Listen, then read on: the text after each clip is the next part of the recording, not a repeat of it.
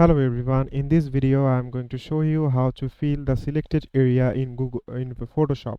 So for this you have to open a new file. Then what you need to do is click the tool option from here, the selection tool, and you can simply choose the selection tool. For example, you can tool the rectangular, then the circle also. Then I am choosing the circle option from here.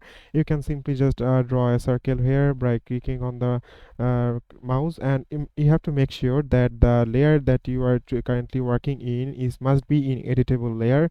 After that you have to click on the edit, then you have to click on the fill, and here there are too many options like foreground color, background color, and the normal color. And the background color and foreground color means there's these two palettes that you have. So I'm going to choose the color option from here.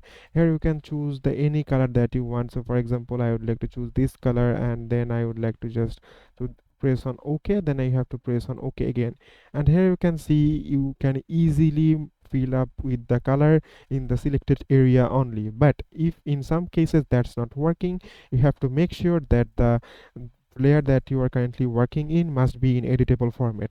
So that's much easy, guys. So thank you very much for watching this video.